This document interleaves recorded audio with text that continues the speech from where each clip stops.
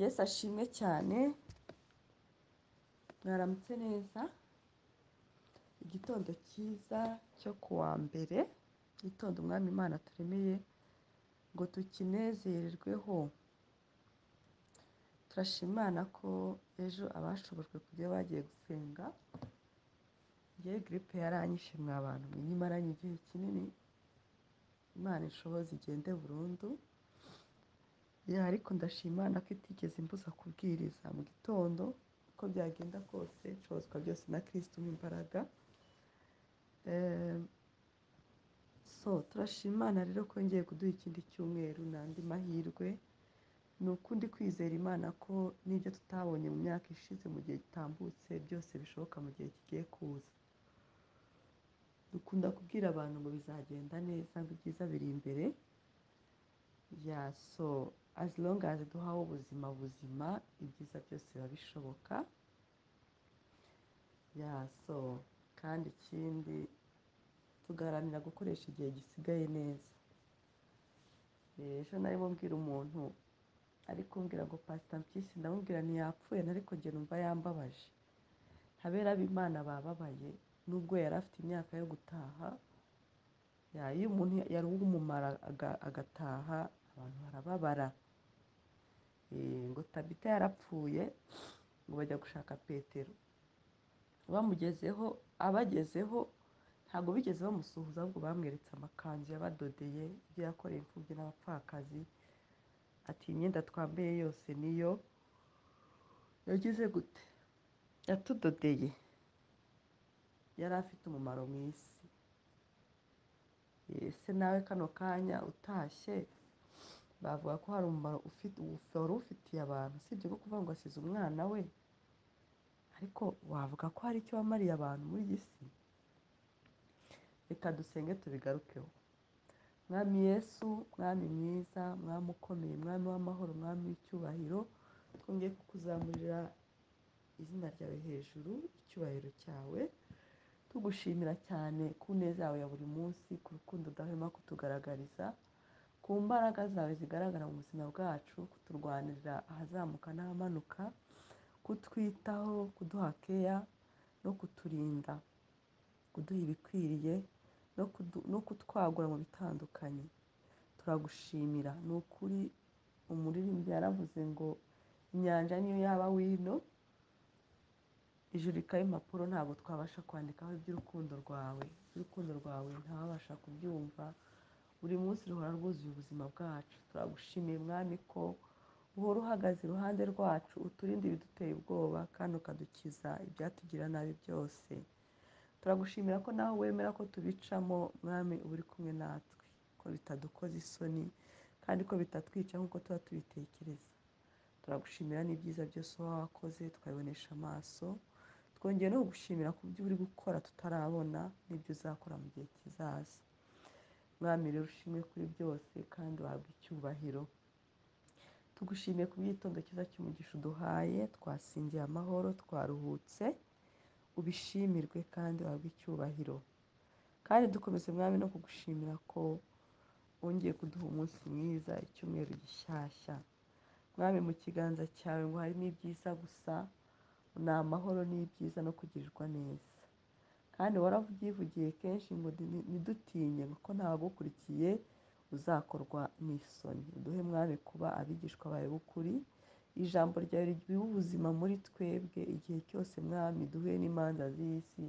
Tujye twibuka amagambo yose wagiye utubwira kugira ngo tubashe gukomera. Umunsi umwe waratubwiye ngo muhumure, ubwo bazabashyira mu manza babaza izina ryanjye, ngo ntimuzagire ubwoba, ngo nzabaha umwuka wera, azabaha icyo kuvuga. Mwami ni uko uzi neza ko igihe cyose muri iyi si duhura n'intambara nyinshi, ariko waduhaye garanti. Urongera uratubwira ngo ariko uri muri mwe aruta cyane uri muri isi, muhumure nanesheje isi. Ni ukuri duhe kuba abigishwa bawe b'ukuri kugira ngo biturinde kwiheba, kutizera no gutakaza icyizere. Biturinde ikintu cyose cyatuma mwami twibwira ko turi twenyine, ariko turi kumwe nawe. Ijambo ry'Imana rirambwira ngo hahirwa ishyanga rifiteho Uwiteka Imana yabo.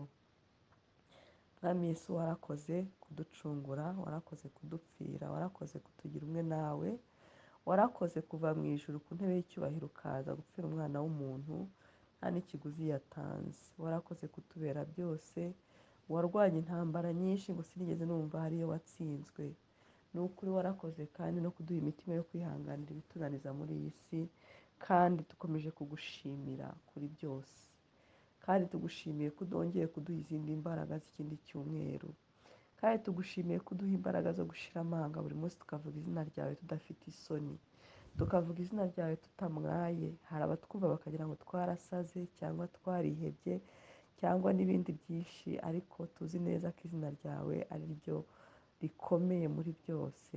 Turagushimiye cyane.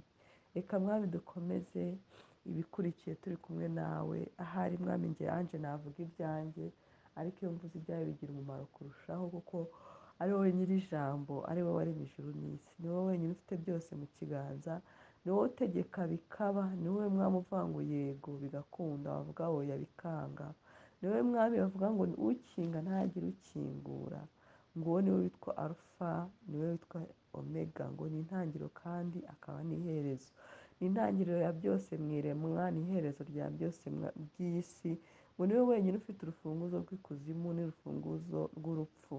Mwami ni we wenyine, ni we wenyine, ngo amajwi yose apfukame apfukamire izina ryawe, amavi yose apfukame apfukamire izina ryawe, ngo abami b'isi bose batewe imidugararo nawe. Ni ukuri turagushimira ko uri Imana yacu, turagushimira ko wadukunze, turagushimira ko na n'ubu ukitwitaho kandi ko turi abatsinzi kurushaho, kandi turagushimira ko tuzabashishwa gukora ibikomeye abandi bananiwe ku bw'izina ryawe. Ubishimirwe kandi uhabwe icyubahiro. Amen.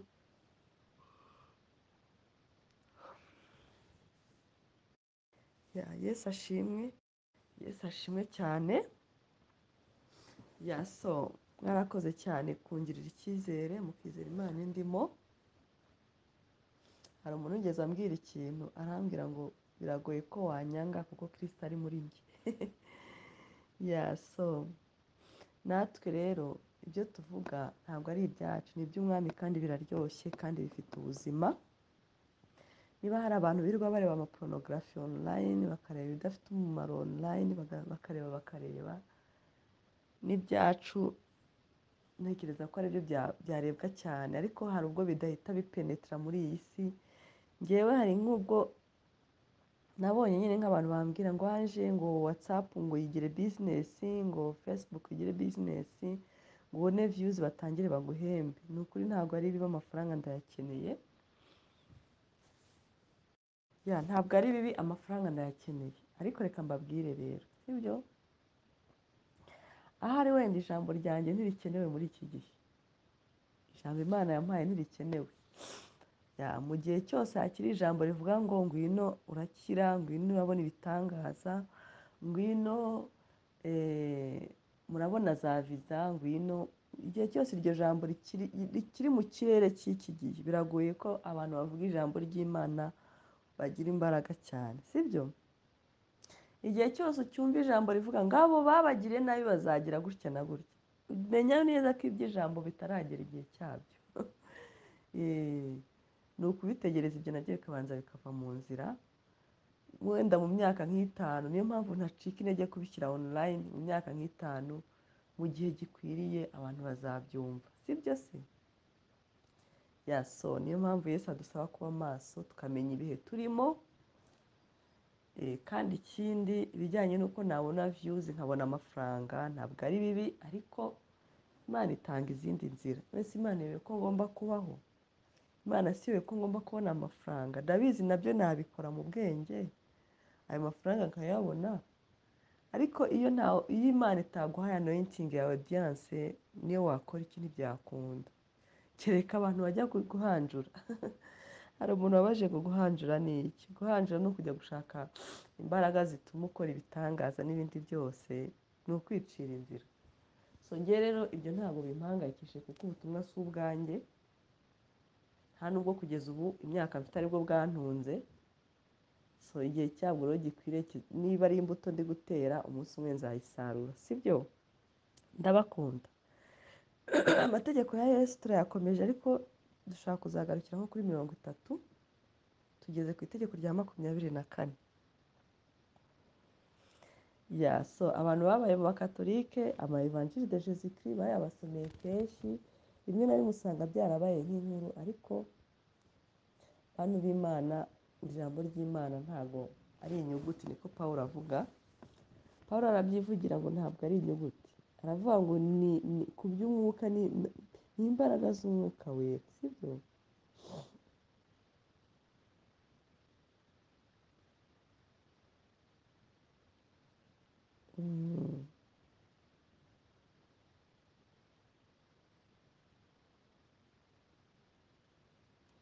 Pawulo aravuga ngo ubundi ijambo ryo ntabwo ari inyuguti, first of all aravuga ngo ariko umuntu wa kamere ntiyemera iby'umwuka w'Imana kuko ari ubupfu kuri we, akaba atabasha kubimenya kuko bisobanurwa mu buryo bw'umwuka. Ariko umuntu w'umwuka arondora byose, Bibiliya ikavuga ngo ariko we umuntu w'umwuka nyamara ubwe ntawumurondora. Mbese ninde wigeze kumenya icyo Uwiteka atekereza ngo amwigishe? Nyamara twebwe dufite gutekereza kwa Kristo. Iyo umuntu iri jambo rihaye ubuzima, ryambaye ubuzima muri we, bimuhindukira iby'umwuka, ntabwo bikomeza kuba inyuguti, sibyo? Ntabwo bikomeza kuba inyuguti. Tumaze igihe turi mu mabaruwa ya Pawulo, ndumva nkumbuye nako ya Yesu, none ndumva nkumbuye ibintu bya Pawulo cyane. Umwuka wera nadushoboza nabyo tuzabifataho igihe. Gusa byari byiza ko tubinyuramo kubera ko tutifuje ko tugendana n'umwami tutazi, sibyo? Hari abantu benshi batazi rega ibi ngibi. Yesu yigeze kuvuga ngo rega ntabwo bose bahawe amahirwe yo kubimenya, ariko arongera aravuga ngo kugeza ubwo imperuka, ngo kugeza ubwo byose bizigishirizwa mu isi, ngo imperuka izahera ko ize. Bivuga ngo nta muntu iri jambo uzarisoba, buri wese azaryumva, kandi ntazumva Matayo gusa, azumva ku ntangiriro kugeza mu byahishuwe. So tugeze rero ku ijambo rivuga ngo gufasha abakene. Gufasha abakene, haje ibintu byinshi, ngo abantu ngo baha amafaranga bakajya kwa Satani, abandi ngo baha imyenda bakajya kuyiroga. Isi yabaye mbi cyane, ariko ntabwo bikuraho ko dukomeza gukora ibyo Yesu Kristo yasize adusabye gukora. Ugasanga abantu bafashe iminsi yo kwihiza, iminsi 40, iminsi 100, ariko irangiye nta n'umuntu ahaye iyo sahani atagombaga kurya,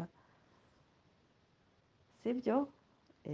So Yakobo yigeze avuga ngo idini ry'ukuri ngo nirifasha imfubyi n'abapfakazi. Ntabwo yigeze avuga doctrine y'idini, oya, ahubwo yavuze ko umuntu Kristo yinjiyemo neza, outcome imuturukamo, ikimusohokamo ari urukundo, atari ibintu dukora par formalite, ahubwo ari urukundo rwo kubikora, kuko idini rya Kristo ryatwinjiye. Kristo wenyine niwe ushobora kudushoboza gukunda, kuko buriya ab'isi dukunda gukunda abadukunda. Bibiliya yigeze ivuga ngo ab'isi ni abahanga ku ngoma yabo, bamenya gufasha bene wabo kugira ngo nabo mu gihe gikomeye bazabafashe. Ariko idini ry'ukuri nirifasha umuntu ritegispekitinga ko umuntu azagira icyo amumarira. Kandi ibi ngibi impamvu bivuga ko idini ry'ukuri ni uko ntushobora gufasha umuntu utakunze, kandi bari abantu bakeneye ubufasha, kubakunda biragoye. Zaburi niba ari iya 40 yavuga ngo umukene ntawe umukunda, niba ari 40 na 50, ngo umukene ntawe umukunda. Nta muntu ukunda umukene. Umukene aba anuka, umukene aba asa nk'umuntu udafite iterambere mu bintu by'ubwenge, umukene. So njye narahiye ko nta muntu wazi iwanjye ngo ave atafashe n'igikombe cy'amazi. Ariko resama haje umuntu gusaba, nyuma nka nimugoroba ndi muri dushe niho naje kwibuka ko ari umuntu wari amvuye kuri njyewe kandi atari mwiza. Yaraje asa nk'uwisanisha n'ubuzima bwanjye, ambwira ngo urumva, ambwira nyine situation nkumva isa n'iyanjye. Ariko ninjira mu nzu ndatekereza, nsengera ikintu, ndagenda ndakimuha. maze kukimuha arangije aba aravuze ngo ubu koko ndagiye ngo nta n'amafaranga na make umpaye. ndamubwira ariko madani ndi wundi wakuntumyeho, we undagiye da ngo ndagiye. yahise agenda ntiyongeye kugaruka, iyo nzira ntiyongeye kuyica. ariko nibuka ko icyo namuhaye nagisengeye. njye rero maze kubona ko isi yanduye kandi ko umurimo wo gufasha ntazawureka, ikintu cyose ntanze ndagisengera. niyo yaba amafaranga ndasenga mu izina rya Yesu Kristo, nyatuyeho amaraso ya Yesu. niyo yaba ari umuntu w'inshuti yanjye, niyo yaba ari umuntu ufite amafaranga angurije, ndayasengera, kuko nta muntu ntushobora kumenya umwanzi wawe muri ino minsi. na wa wundi wita ngo ni inshuti yawe wireturuva yakubereye mubi. so Yesu rero muri Matayo 25:31 atangira ngo umwana w'umuntu ubwo azazana n'abamarayika bose afite ubwiza bwe, nibwo azacira ku ntebe y'ubwiza bwe, azicara ku ntebe y'ubwiza bwe, amahanga yose azateranirizwa imbere ye, abarobanure nk'uko umwungeri arobanura intama mu ihene. intama azazishyira iburyo bwe, naho ihene azishyira ibumoso bwe. umwami azabwira abari iburyo bwe ati nimuze mwebwe abo data yahaye umugisha, murage ubwami bw'abatunganirijwe uhereye ku kuremwa kw'isi. kuko nari nshonje mukamfungurira, nari mfite inyota mumpa icyo kunywa, nari umushyitsi murancumbikira, nari nambaye ubusa muranyambika, nari ndwaye muransura, nari mu nzu y'imbohe muza kundeba. ariko ngo abakiranutsi bazamubaza bati mwami, twakubonye ryari ushonje turagufungurira, cyangwa ufite inyota tuguha icyo kunywa? kandi twakubonye ryari uri umushyitsi turagucumbikira, cyangwa wambaye ubusa turakwambika? kandi twakubonye ryari urwaye cyangwa uri mu nzu y'imbohe? Imana imbabarire, hari ikintu najya nkora vrema, sijya njye ibintu byo kujya kureba abantu mu nzu y'imbohe ntabwo njya mbishobora, ariko ubifitemo impano ajya abikora. so hano urabona ko ni umunsi wa judgment, ni umunsi wo gutanga ripoti. hari ikintu najyana numva n'uriya mukozi w'Imana bamaze igihe bari kuvuga cyane, njye ntabwo ibye mbizi vrema, sinamutunga urutoki kuko buri wese ari mu rugendo rwe, ariko njye nibuka ibyiza namwumvisheho. yajya avuga ngo mbese ngo when ngo the Lord, ngo igihe umwami azaza, ese uriteguye? nigeze mbabwirana agakiza karimo package nyinshi, harimo gusenga, harimo kwiyiriza, harimo kwizera, harimo kuramya, harimo kubaha, kubana n'abantu bose amahoro, harimo gukunda, harimo gufasha abakene. nibyo uyu munsi tugezeho, sibyo? hano rero Yesu azakubaza, mu byo azakubaza urabona ko muribuka ko ushize twize amatalento, azakubaza ngo impano naguhaye wayibyaje iyihe? none hano ageze aho kubaza ngo, naho azakubaza ngo ese ko nari nshonje, ko nari nambaye ubusa, wakoze iki? rero kugira ngo tudacirwaho iteka, tujye duhora dufite nk'umuntu cyangwa abantu babiri tugurira amakara buri kwezi, tugurira isabune. wenda biragoye ko mu muhanda wagenda uha abantu kubera kwizera kwawe kutarageraho kugera ngo ubashe kurobanura imyuka, ubashe kuvuga ngo uyu nguyu ni mwiza, uyu ni mubi, cyangwa uyu nguyu yaranteza ibibazo. ariko kandi burya umwuka w'Imana aratubwira. uyu munsi nashatse kubabwira ku kintu kivuga ngo intama zanjye ndazizi, nazo ziranzi, ngo zumva ijwi ryanjye rikamenya.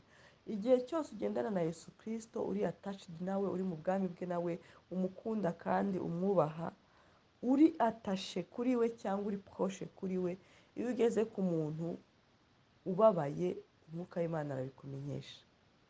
ariko iyo ugeze ku muntu utababaye, ushaka kukugirira nabi, nabwo wumva umutima ubaye nk'ibuye. nigeze ngendana n'umuntu w'umuzungu wari waraje kudusura, duca ku muntu wari ubabaye. mwa bantu mwe, ni ba bantu bajyaga batoroka CHK barwaye cyane kuko wabonaga amagufa yarasohotse. turagenda tugeze imbere, sinzi ukuntu yaducitse, aza ari kwirukanka cyane, araza amuha amafaranga, aho uwo muntu amafaranga. mbona araruhutse pe. urumva aho ngaho umwuka w'Imana yamubujije amahoro. hari abantu bari muri iyi mihanda, ashobora no kuza ari na marayika akigira gutyo kugira ngo bikunda gucireho iteka. byigeze bimbaho nshaka amafaranga menshi, nkigenda mpura n'umusaza ndabyitegereza mpita mbona ko ari Imana yanyitambitse aransaba. Umuntu yari yagusaba amafaranga udafite avunjije ndayamuha ndavuga nti n'ubundi se kanyamu ubundi se njye ari buze kumarira iki, umva ko nanjye nari umupagani mubi ntanayamuhaye kubera urukundo, ariko nza kurema ariko uwo munsi ko Imana yari yangerageje yashakaga ngo ndabyibuka uwo munsi nari ndi kuri university, uwo munsi nibwo naronse minerivare na telefone yanjye bari bayibye ndonka na telefone nshyashya, ndavuga kumbe Imana yari yanyitambitse muri kiriya gitondo. So rero tujye tuba maso kugira ngo aba bantu batazatubera urubanza, kandi dushima Imana ko tutari bamwe muri bo. Nabonye hari umuntu ubona abantu baje kumusanga ngo igira ngo vaho ngo genda ngo urimo uradusakuriza yewe, ariko kubwira umuntu ngo nta kintu gihari gendere biragoye nabyo. Yego ijambo ryiza ni mugenzi w'Imana. Buriya wari uzi ko hari n'umuntu waba waje agenzwa n'ikibi, ariko iryo jambo rikaba rimuturavaya mu mutima kuko ari ijambo ry'Umwuka Wera ngo nta kintu dufite igendere, ni ukuri uzagaruka ubutaha. Kandi wenda ukanamwima mu bushake ariko ukamubwira neza akagenda. Rero dufite ibintu byinshi bizaduciraho iteka, tuzacirwe Bibiliya avuga mu Baroma igice cya 2 ngo n'abayorwa n'amategeko nabo bazacirwa urubanza according y'amategeko, muzagisome icyo cyanditswe igice cya 2 cy'Abaroma. So rero hari igihe twibwira ko bari abantu badasenga Yesu Kristo, ariko bazaduhagarara imbere batwereke amakanzu y'abera badoze, batwereke abantu bari bashonje bagaburiye, batubaze bati Kristo mwavuze utagira imirimo yari Kristo umeze ute? Kristo mwavuze utagira imirimo yari Kristo umeze ute? Kristo wababwiye ngo muzajye mwiriza iminsi 40 irangire nta n'uguriye isahani y'umuceri, uwo ni Kristo umeze ute? Erega nanjye ndababwira nanjye nibwira iyo mirimo ntago nayishoboye, ngo ariko bazakubaza ngo se wansuye mu nzu y'imbohe ryari, bazakubaza. So duhere turi maso rero. Imana ishimwe ko twagira ubuntu bwo gusenga buri munsi. Iyo umuntu agendana n'Imana ayoborwa nayo. Muribuka dutangira uyu mwaka teme yari ngo twiyiriza ngo tuyoboze Imana inzira. Rero muri izi nzira zacu tuyoboze Imana ntabwo ari kubw'inyungu zacu gusa, ni no kubw'inyungu z'abandi. So ntabwo nzi niba aya mategeko ya Kristo atarabarambiye, ariko agiye kurangira ubundi tugasubira mu byiza Imana igiye kudukorera. Turavuga ngo muhumure bizagenda neza, muhumure Uwiteka aravuze ngo n'icyo nsabye icyo ndagikora. Ni ukuri tuzabigarukamo, ariko biravuga ngo nimumenye ukuri kuzababatura. Iyo ufite ijambo ry'Imana nta gitangaza kiruta icyo ngicyo. Ibi bitangaza byikora utanabisabye, kubera ko umuntu ugendana n'Imana nta kimusoba, nta kimucaho. Kandi ubuhanuzi bwa mbere ni umucyo wa Kristo uri muri wowe ukuyobora, nibwo buhanuzi bwa mbere. Narababwiye ngo ibitangaza ntago bihoraho. Ibitangaza biraza bigakora bikanazamura umuntu mu kwizera, ariko bikongera bikamara igihe bitorongera kubaho, sibyo? Rero umunsi umwe nigeze kuba nicaye numva Umwuka w'Imana arambwira ngo musenge nongere ngarure imirimo yanjye ku isi. Bivuga ngo hari imirimo Imana itagikora ku isi, nka biriya by'inyanja itukura icikamo kabiri bambuka Yorodani, igicu kigenda hejuru. Hari imirimo y'Imana itagikorwa ku isi, ariko Umwami Imana arambwira ngo mwongere musenge, umusenge nongere nkoresha imirimo y'amaboko yanyu. Mvuga ngo ni ibintu biri supernatural, ni ibintu biri hejuru y'ibindi, sibyo?